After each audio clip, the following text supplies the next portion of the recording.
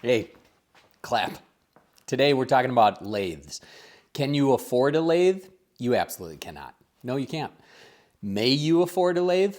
I don't know. That's up in the air. But what we're going to be working with is a crappy lathe.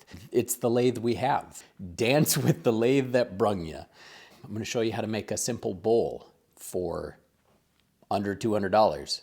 That's the purchase of the lathe, the purchase of the chisels, and the purchase of the wood, under $200. Here we go.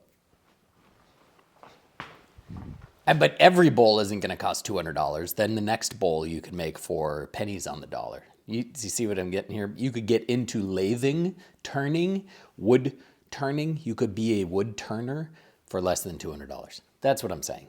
But does it come with its setbacks? Absolutely. Is this a review of the lathe that I'll be working on? No, because I wouldn't recommend it. Don't buy this lathe. But if you want, to get into wood turning for less than $200, don't buy this lathe. All right, it's confusing. All right, here she is in all her glory.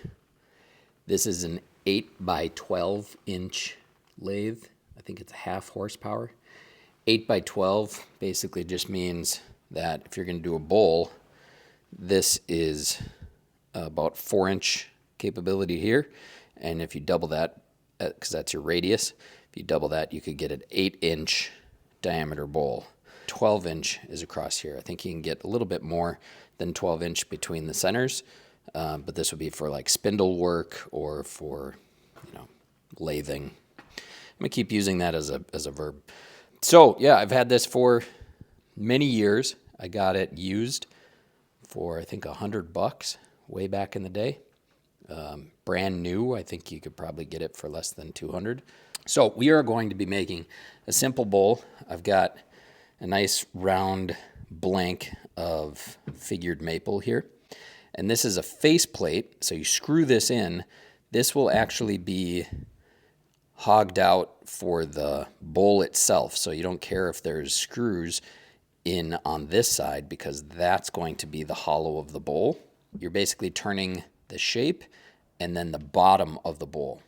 And then I can use this to hold it when I flip it around. Hollow this out on the bottom until I have a ring that this will fit into, and then I can pressure fit this into that ring so it'll hold it now upside down, and that's where I'll start to hollow out the bowl, the inside of the bowl. So let's get started. In terms of chisels, I've got a few.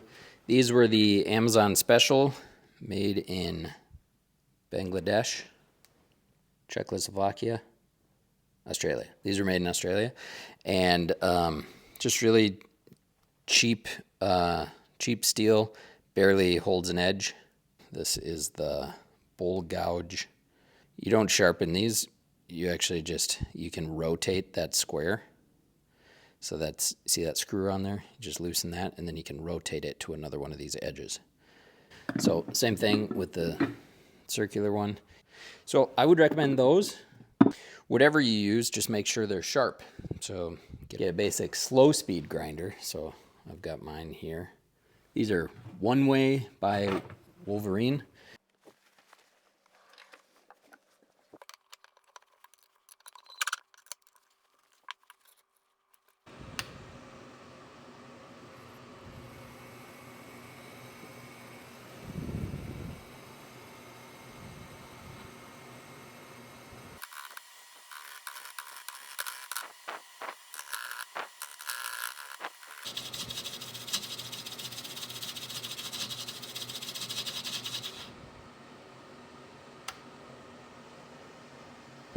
This is why this lathe sucks.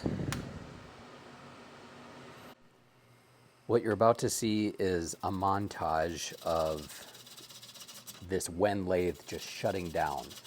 It is so underpowered that it has this internal off switch where it just can't hang.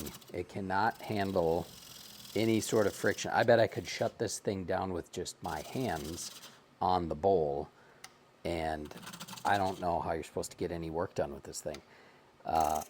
I've done a ton of troubleshooting. I've checked the belt.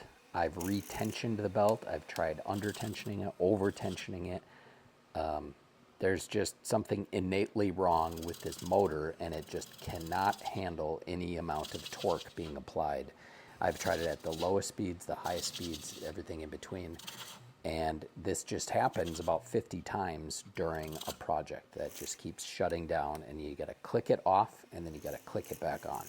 It's the most frustrating thing in the world. I cannot overstate that. But I powered through.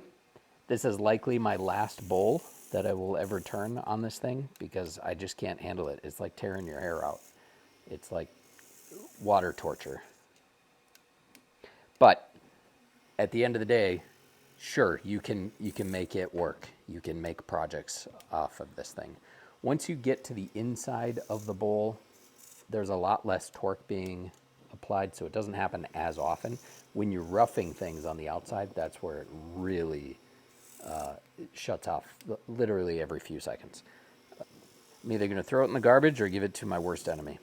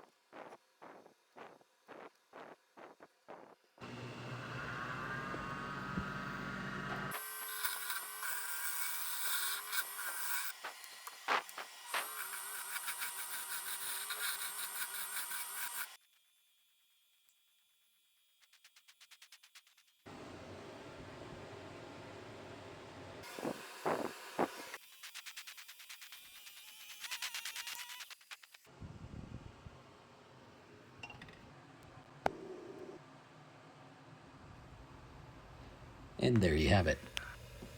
0 stars. Do not recommend.